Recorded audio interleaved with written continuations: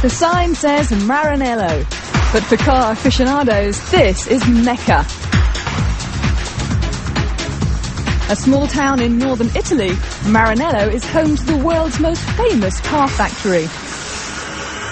A race driver named Enzo Ferrari started building fast cars here over 50 years ago.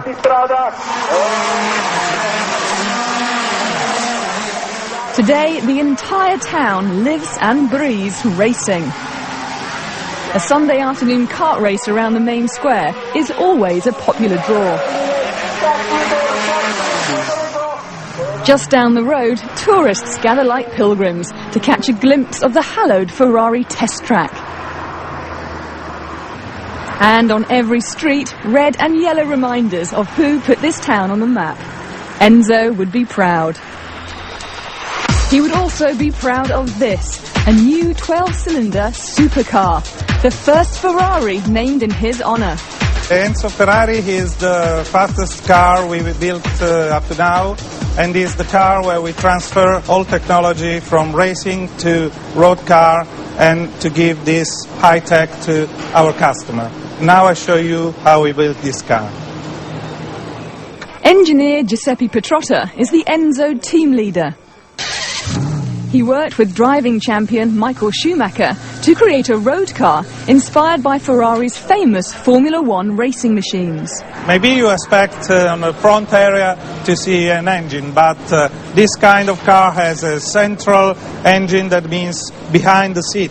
So this area is involved in crash performance, but the real heart of the car is in here on the back of the car, and this engine developed 660 horsepower and can reach 0 to 100 in 3.5 seconds.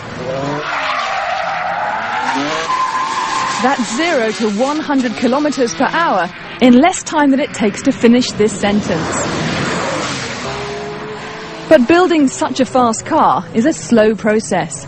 Most of the work is done by hand.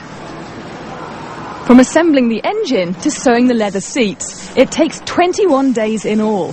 That's an eternity when compared to the few hours it takes to build your average Chevy. But time is money, and the sticker price on this car, $1 million. So this is the first step of the Enzo line. In this first step, we have the main chassis that is carbon fiber built. The chassis is just one example of how they've transferred Formula One technology to the Enzo. Carbon fiber is both lighter and stronger than steel. Think of it as super strong fiberglass. You see on this part of the car the front suspension, and in the front suspension we have very special disc brake that is carbon ceramic disc. The brakes on your car are steel. They couldn't take the intense heat generated by high-speed braking. Ceramic discs can, but they may burn a hole in your wallet. A brake job costs $25,000. This is the first car that uses 100% in production this kind of solution. Behind the wheel, the first thing the driver notices are these paddle shifters. Just like in an F1 car, the gearbox is electronically controlled.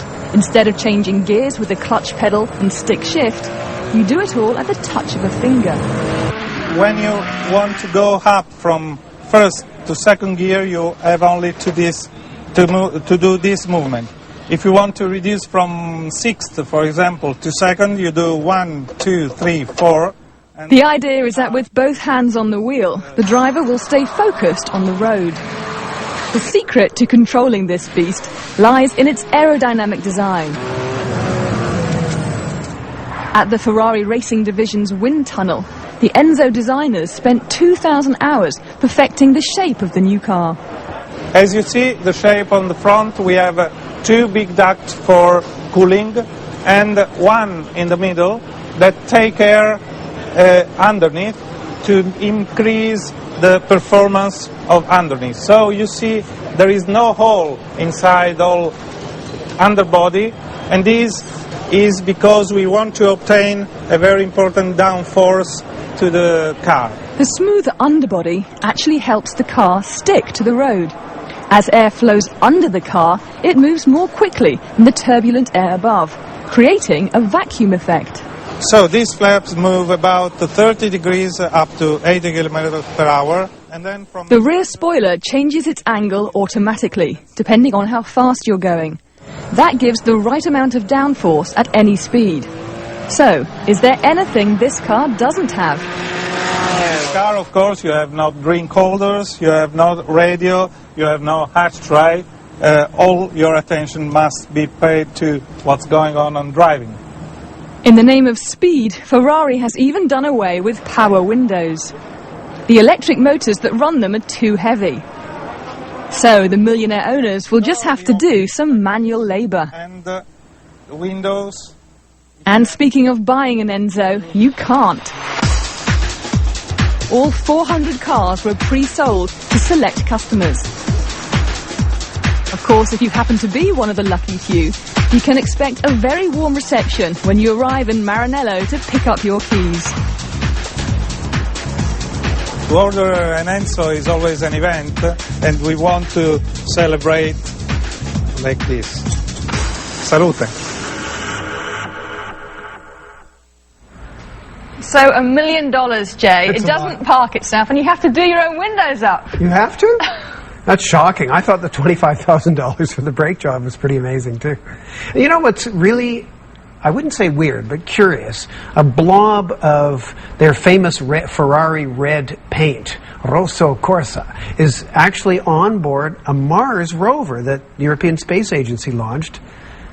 I'm not quite sure why they're sending a blob of Ferrari red paint to Mars, but they are. I think they've done a lot of tests in their factory so that it's going to be ready for space, and now it's gone up to space, and now they can say that, you know, wow, paint on your Ferrari. You can imagine the commercials, right? The red planet, Ferrari's red paint, the two most famous. I could be writing these commercials right now. But very anyway. forward thinking, I guess. You know, someday in the future, Ferraris will be on the planet Mars, and I'll be behind the wheel.